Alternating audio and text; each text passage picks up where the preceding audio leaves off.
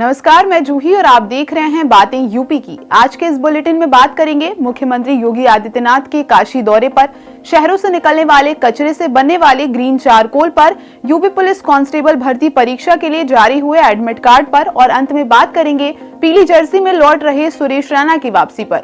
इसके अलावा यूपी की और भी कई खबरों से हम आपको कराएंगे रूबरू। तो चलिए शुरुआत करते हैं आज की पहली खबर से।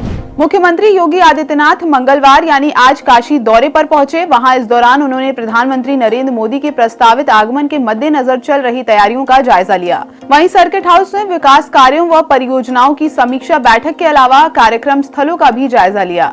इसके साथ ही काशी प्रवास के दौरान दर्शन पूजन बैठक और विकास कार्यों का स्थलीय निरीक्षण करने के बाद बुधवार की सुबह मुख्यमंत्री लखनऊ रवाना हो जाएंगे।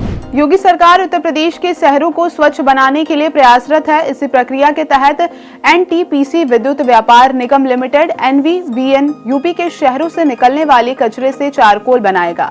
कचरे के निस्तारण को लेकर एनवीवीएन और नगर विकास के बीच समझौता ज्ञापन एमओयू साइन किया गया है। एमओयू के जरिए नगरीय निकायों में कूड़े का वैज्ञानिक तरीके से निस्तारण और वेस्ट टू वेल्थ किया जाएगा। एमओयू के तहत एनवीवीएन द्वारा वेस्ट टू चारकोल प्लांट लगाया जाएगा, जिसके माध्यम से ग्रीन चारकोल का उत्पादन किया जाएगा। इसका उपयोग विद्युत उत्पादन में किया जाएगा। इस आधुनिक तकनीक के प्रयोग से न केवल कचरे का पूर्ण निस्तारण होगा, बल्कि कार्बन फुटप्रिंट को कम करने में भी सहायता मिलेगी। उत्तर प्रदेश पुलिस कांस्टेबल भर्ती परीक्षा की तैयारी में जुटे अभ्यर्थी आज से अपना एडमिट कार्ड डाउनलोड कर सकते हैं। उत्तर प्रदेश पुलिस भर्ती एवं प्रोन्नति बोर्ड यानी यूपीपीआरपीबी की वेबसाइट पर जाकर 13 फरवरी से एडमिट कार्ड डाउनलोड कर सकते हैं।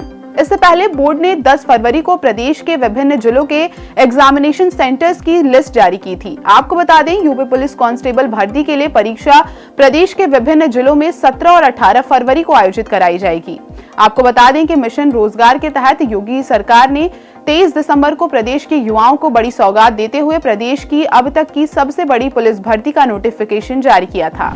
उत्तर प्रदेश की राजधानी लखनऊ में देश के जल नीतिकारों का महासम्मेलन होने जा रहा है। देश के सभी प्रदेशों के जल शक्ति विभाग के प्रमुख सचिव और निदेशक अपने अपने प्रदेशों में जल संरक्षण और सदुपयोग को लेकर किए जा रहे कामों के बारे में चर्चा करेंगे। ये महासम्मेलन 16 और 17 फरवरी को होगा, जिसमें जीवन स्रोत जल के संरक्षण के लिए नीति तैयार की जाएगी, जिससे आगामी पीढ़ियों को साफ जल मिले और जल का भंडारण अक्षय रहे। यूपी में होने जा रहे इस महासम्मेलन की खास बात यह है कि इस बार इसके साथ स्वच्छ भारत मिशन पर भी चर्चा होगी। विशेषज्ञ स्वच्छ भारत मिशन और जल जीवन मिशन को एक साथ रखकर इसके विभिन्न पहलुओं पर चर्चा करेंगे। संघ लोक सेवा आयोग अपने परीक्षा कैलेंडर के अनुसार सिविल सेवा परीक्षा 2024 की अधिसूचना कल यानी 14 फरवरी को जारी होगी। यूपीएससी सिविल सेवा परीक्षा 2024 की अधिसूचना जारी होने के बाद आवेदन ऑफिशियल वेबसाइट पर जाकर 5 मार्च तक किया जा सकेगा। यूपीएससी सिविल सेवा प्रारंभिक परीक्षा 26 मई को आयोजित की जाएगी, वहीं मुख्य परीक्षा 19 अक्टूबर को आयोजित की जाएगी। यूपीएससी सिविल सेवा परीक्षा में शामिल होने के लिए शैक्षणिक योग्यता की बात करें तो किसी मान्यता प्राप्त संस्थान से किसी विषय में ग्रेजुएट होना चाहिए। ग्रेजुएशन फाइनल ईयर के स्टूडेंट भी इसके लिए आवेदन कर सकते हैं। SC/ST महिलाओं और बेंचमार्क विकलांगता वाले उम्मीदवारों को आवेदन फ्री है, जबकि अन्य उम्मीदवारों के लिए आवेदन शुल्क 100 रुपए है।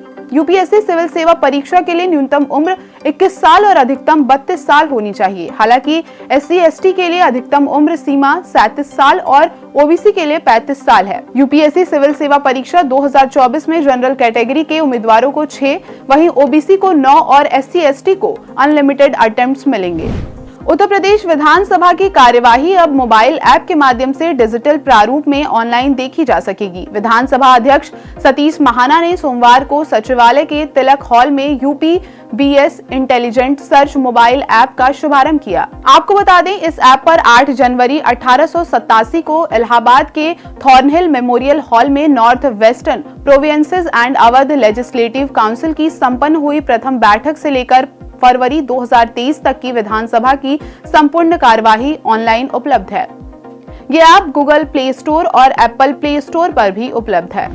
हाईकोर्ट में यूपी सरकार की तरफ से पैरवी न होने से नाराज 69,000 शिक्षक भर्ती के अभ्यर्थियों ने लखनऊ में बेसिक शिक्षा मंत्री संदीप सिंह का आवास घेर लिया। अभ्यर्थी बीते 600 से अधिक दिनों से लखनऊ के इको गार्डन में 6800 पदों पर नियुक्ति की मांग को लेकर आंदोलन कर रहे हैं। मंगलवार को अभ्यर्थी सरकार पर हाईकोर्ट में लचर पैरवी करने का आरोप लगाते हुए बेसिक शिक्षा मंत्री के आवास पहुंचे। अभ्यर्थियों का आरोप है कि हाईकोर्ट में चल रही सुनवाई में सरकारी अधिवक्ता ठीक ढंग से पैरवी नहीं करके उनके भविष्य से खिलवाड़ कर रहे हैं। आरक्षी नागरिक पुलिस के साथ ही जल्द आरक्षी चालकों की भर्ती होगी। पुलिस विभाग में आरक्षी चालक के 8654 पद रिक्त हैं। डीजीपी मुख्यालय ने इस कमी का अस्थायी रूप से पूरा करने के लिए नागरिक पुलिस व पीएससी के आरक्षियों को चालक की ड्यूटी पर लगाए जाने का निर्देश दिया है। इसके लिए नागरिक पुलिस व पीएससी के ऐसे आरक्षियों के नामांकन मांगे हैं जिसके पास हल्के व भारी वाहन के ड्राइविंग लाइसेंस है। इच्छुक आरक्षियों को चालक की ड्यूटी पर लगाया जाएगा। पुलिस विभाग में आरक्षी चालक के 13,126 पद स्वीकृत हैं। वर्तमान में 4,472 चालक नियुक्त हैं। आरक्षी चालक के लगभग 66% रिक्त पदों को भरे जाने की प्रक्रिया शुरू करने के लिए डीजीपी मुख्यालय जल्द अधियाचना उत्तर प्रदेश पुलिस भर्ती एवं प्रोन्नति बोर्ड को भेजेगा। पंजाब हरियाणा हाईकोर्ट में हुए किसान आंदोलन के मामले को लेकर सुनवाई के दौरान किसानों को हरियाणा की तरफ से रोके गए रास्ते पर भी कोर्ट में चर्चा हुई। पंजाब एंड हाईकोर्ट की तरफ से कहा गया कि किसानों को धरना प्रदर्शन करने के लिए एक जगह सुनिश्चित करके देनी होगी। वहीं दूसरी तरफ अब 15 तारीख को इस मामले में दोबारा सुनवाई होगी, जिसमें चंडीगढ़, पंजाब, हरियाणा और केंद्र सरकार की तरफ से स्टेट्स रिपोर्ट दाखिल करने को कहा है। इतना ही नहीं, हाईकोर्ट ने दिल्ली सरकार को भी पार्टी बनाने के लिए कहा है। भारतीय टीम के पूर्व ऑलराउंडर सुरेश रैना एक बार फिर पीली जर्सी में नजर आएंगे। दरअसल इंडियन वेटरन प्रीमियर लीग के उद्घाटन संस्करण में उत्तर प्रदेश की कमान संभालेंगे। आपको बता दें, सुरेश रैना यूपी टीम का नेतृत्व करने की तैयारी कर रहे हैं, जहां से उनकी जड़ें शुरू हुई थी। भारत के सर्वश्रेष्ठ टी20 खिलाड़ियों में से एक सुरेश रैना आईवीपीएल का हिस्सा बनने को लेकर उत्साहित हैं। इसके साथ ही भारत में वेटरन क्रिकेट के लिए बोर्ड द्वारा आयोजित और 100 स्पोर्ट्स द्वारा प्रबंधित आईवीपीएल एक ही मंच पर वीरेंद्र सहवाग, मुनाफ पटेल, सुरेश रैना, रजत भाटिया, क्रिस गेल, प्रवीण कुमार और यूसुफ पठान सहित अन्य खिलाड़ियों को लेकर आ रहा है। तो आज के यूपी की खबरों में बस इतना ही। अपनी शहरों की बड़ी अपडेट पाने के लिए बने रहिए हमारे साथ और देखते रहिए बातें यूपी की।